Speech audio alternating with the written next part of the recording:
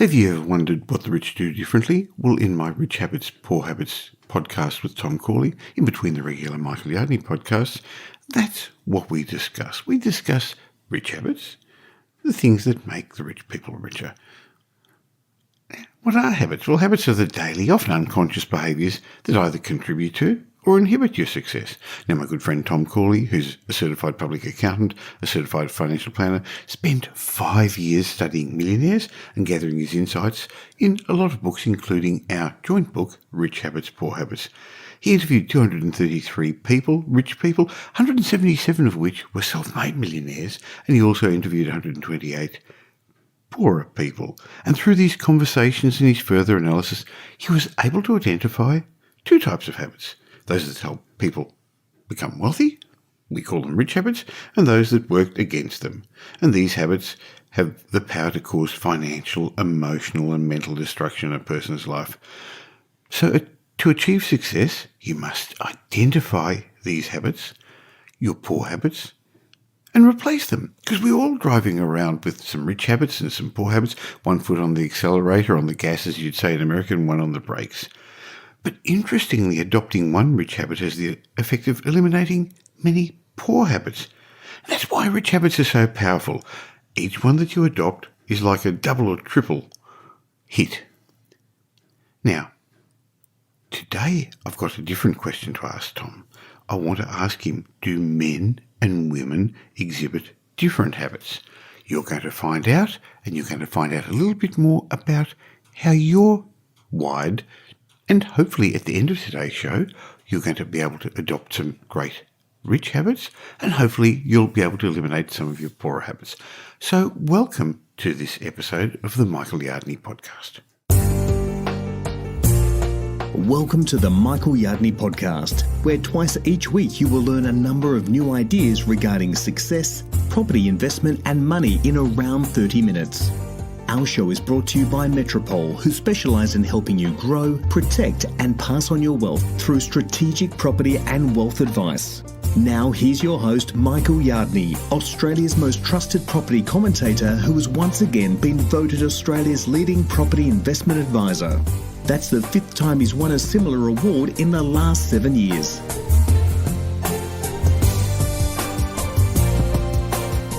In these regular Rich Habits, Poor Habits podcasts, we talk a lot about success, about money, about wealth, and the habits that create that. Over time, you've heard from Tom Corley and me explain that 40% of your time is spent on autopilot. And the habits that you have are the reasons you either live on a beach house or in a slum in the outer suburbs. So today, I want to ask Tom what his Rich Habits, Poor Habits study showed about the difference between men and women. Are their habits different? Is there a reason why one gender may or may not become more successful than others? So welcome, Tom Corley. Hi, Michael. Thanks for having me back on.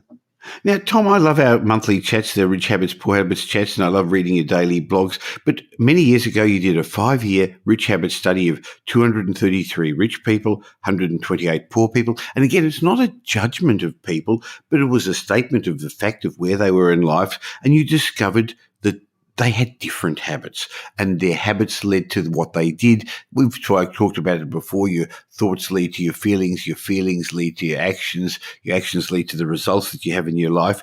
And today I'd like to ask you a bit of a different question about the habits.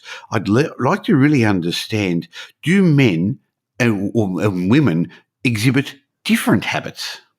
Yeah, so, when I pursued this rich habits study, I just wanted to find the difference between rich people and poor people.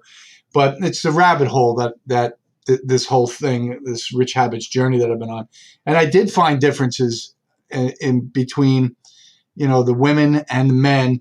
One of them is gambling. Now, gambling is a poor habit.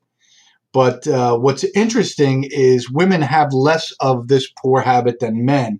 Women don't gamble as much as men. And one of the reasons is, women are more circumspect or cautious. And I guess it dovetails into the next difference, which is risk tolerance. Women have a lower threshold of risk than men. So their risk tolerance level is a little bit lower. Now that could be a good thing or a bad thing. It's a good thing when it comes to gambling. It's a bad thing when you want to pursue a dream or you want to be an entrepreneur. If you have a low risk tolerance, you're probably going to be not the type of person that is suited to be an entrepreneur. Well, it turns out men have a higher risk tolerance than women. So before we get on to risk tolerance, Tom, if we could just quickly go back to the gambling. We've discussed before that the poor people see gambling as their only way of getting out of their current life situation. The trouble is it's a tax for people who can't do maths because it doesn't work, does it? No, and I think the reason why, at least in my study, poor people gambled so much more than the wealthy was they kind of viewed it, Michael, as an even playing field. If you're rich, you have certain advantages in life and you can make more money. But when you're poor, you don't have those advantages. Gambling levels the playing field because the odds are just the odds. Anybody can win. No, they can't. But that's what they think. So gambling is a poor habit, and what you said clearly is that men pursue that habit a little bit more than women. Now, you also started to discuss risk tolerance, and from what I understand, men are by nature hardwired to be more aggressive than women. And I guess this goes way back to when we were cavemen and men had to be more aggressive and go out and be hunters and gatherers. But this seems to have given men a higher risk threshold. But is this a good or a bad thing, Tom? It's both. It's actually a bad thing when it comes to spending money because men, they make big purchasing decisions without really thinking it through. So they had this high risk tolerance. I had a friend of mine who bought a yacht, and I think he spent about $7 million on that yacht. And boy, he regretted it. And his wife didn't want him to buy it. So, there's a big difference between the spending patterns of men and women, I think primarily because of their differences in their risk tolerance. Now, Tom, one of the habits that comes up every time we discuss rich habits is the habit of reading, the habit of continuously learning. So reading to educate yourself rather than reading for entertainment. Was there a difference between men and women in this particular habit? Yeah, this one surprised me. What I found in my research is that women, even though they read more than men, they were doing junk reading, entertainment reading. The men, conversely, were reading less than the women, but the reading that they did was predominantly for learning and self-improvement. So there was a big difference there. Interesting. What about communication skills? I know men and women communicate differently. Was there a difference in the habits you found about that? Oh, sure. So women are just master communicators. And there's even some data on this. The average woman speaks 7,000 words a day. How many words a day do you think the average man speaks, Michael? Well, I think he can't get the words in between, Tom, and that's why he probably speaks a lot less words than women. Well, it's 2,000. That's a funny one. Good communication is a rich habit, and women just blow men away there. They're 3 times as better communicators as men are. That's interesting because poor communication damages relationships. It's not as good in business. It makes it hard for negotiation and it leads to misunderstandings, mistakes and failures. So you're saying that women are actually better communicators? Yeah, and I think because they're better communicators, they're probably better business people because probably the most important thing about business is communication. If you're doing a great job communicating to your clients, to your shareholders, to your partners, to your vendors, you're going to have your business is going to do much better. So men, they've got that issue where they might be more higher risk tolerance, which makes people think that they make good entrepreneurs. But when it comes to actually running the business, you probably want a woman at the helm because they're so good at communicating. They're probably also better at taking feedback, Tom, aren't they? Because is it the ego that gets in the way? Yeah, ego is the reason why people do not seek feedback. Women are just great communicators and they're great at seeking feedback. They're always picking the brains of their friends and others, and this desire, this fanatical obsession with seeking feedback is one of the. It's such a rich habit. It's one of the most important rich habits when you're in business, especially startup businesses. You know, you want to get as much feedback on a new product or service as possible. And women, you know, here again, they just blow the doors off of the men. Okay, creativity. Was there a difference in men and women with regard to creativity? Man, this surprised me because I thought women must just be way better at being creative than men. That's what I would have thought, Tom. Yep. Well, do you ever hear of Leonardo da Vinci? Yeah. Well, he was a man. And anyway, if you look back at all of the great historical artwork, preponderance of it was by men. Now, why is it that men are more creative than women? Well, there's actually brain physiology behind all of this. There's something called the corpus callosum. It's the nerve fibers that separate the left brain from the right brain. And when those fibers, the thicker the corpus callosum, the less the left and the right brain communicate. Well, it's important for creativity to get both sides of the brain working together. And here the men have an advantage because in men, their corpus callosum is generally about 20% thinner than the women. So there's more of a left-right brain communication going on with men, which boosts creativity. That's interesting. I would have, I'm not sure which way I would have gone down not knowing that. I would have possibly thought women are more creative, so men are more creative. Okay, what about organisational skills? Because that's important in success, in money, in running a business. Yeah, well, here again, the women, you know, they have the advantage. They're just better at organizational skill sets than men. They pay more attention to the details. Men are more big picture kind of thinkers. Women, they peel the onion and they want to know the devil in the details.